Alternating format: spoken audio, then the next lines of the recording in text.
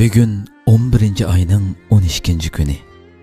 Bugün bizni bizge qaytırgan, bizni bizge bildirgen, bizni dunyoga tunutgan bir gün.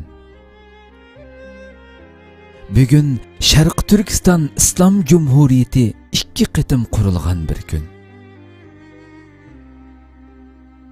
Bugün Xitoylarning Sharq Turkistonni yutib olish ham xiyoli, manguga bitkit bo'lgan jangovar ajdodlarimizning jihad ruhi, tiz pükmas irodasi o'zini namoyon qilgan, haqqoniy da'voyimizning mustahkam asosi yaratilgan bir kun.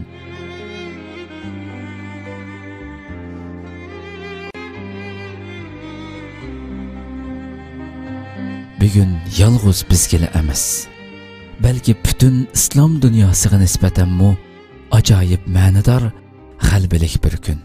Chunki xilofat yiqilgandan keyin dunyoning atoqliq islom mutafakkurlari islomning davlat qarashini va siyosiy nazariyasini tunutishni yangidan boshlagan ashu mezgillarda Sobit Damollam rahimahulloh boshchiligidagi ulug' rahbarlarimiz 1933-yili, rahmatlik Ali Xon To'ram boshchiligidagi mujohidlarimiz 1944-yili dal mushu 11 ayning 12 kuni dunyo tarixida tunji qitim islom jumhuriyatini amaliy qurib chiqqan bir kun. Demak, bugun e'tiqod tushunchimizning va milliy tariximizning meroji yaratilgan bir kun. Bugun dunyo tarixidagi tunji islom jumhuriyati, ya'ni Sharq Turkiston islom jumhuriyati 2 qitim qurilgan bir kun. Biz mushu bugunimizning iftixori bilan hozirmi beshimizni tik tutib dunyoga mag'rur qariyalaydigan bir kun. Ammo kunning chiqishini tong otqanlik deb biladigan kishilarimizga nisbatan bugun xuddi tunugunkidekla oddiygina bir kun. Chunki bugungi bo'lgan qoyillik va iftixorlik tuyg'ularini, shundaqli qutlug'lash va hayajonlanish hissiyotlarini bayramlik kiyimlari bilan qo'shib orqada qatlab qo'ygan, tunugungi kir kiyimlar bilan asnigan holda bugunga qadam qo'ygan undoq hissiz kishilar tong qarag'usidan iboratdir.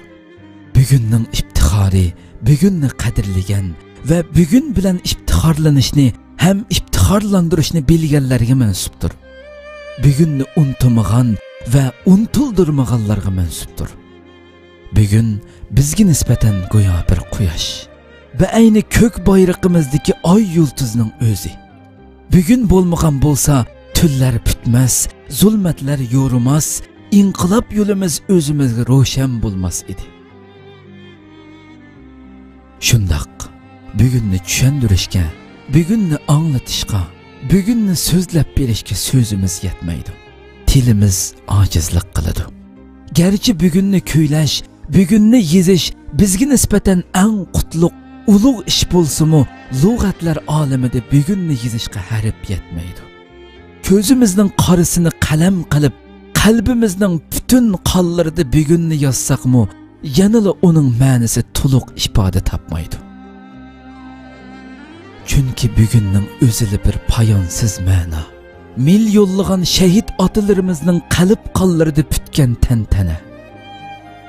Afsus, tariximizdagi bu ulug' bugunimizni, bu ajoyib ilohiy rahmatni tezli qo'ldan ketkizib qo'ydik.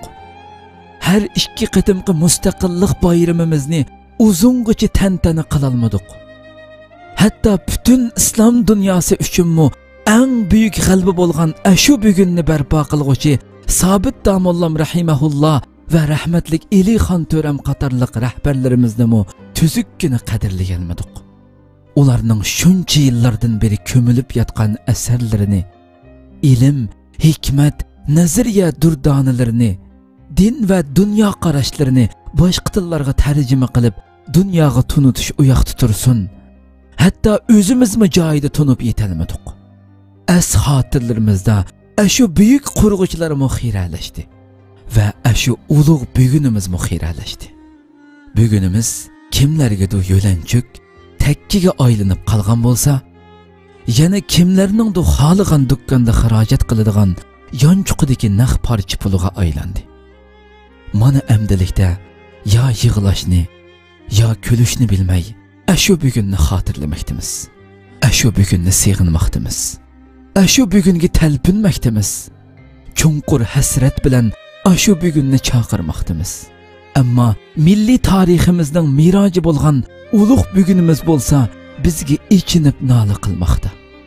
Xuddi Turkiya shoiri aytgandek, bayroqni bayroq qilgan ustidagi qondur, tuproq agar jon berguchi bo'lsa vatandur, deginicha vijdonimizga xitob qilmoqda. Ashu bugunimizni qaytadan qaytirib ola olishimiz uchun bizni qon berishga, jon pido qilishga chaqirmoqda. Bugunimizni qaytadan qurib chiqishdan iborat ham diniy, ham milliy birdan bir mas'uliyatimiz ustida birlikka kelishga, nafratning qing'ir barmoqlarida ilonguch uchmaslikqa, jumladan bizni yangi boshdan biz bo'lishga chaqirmoqda.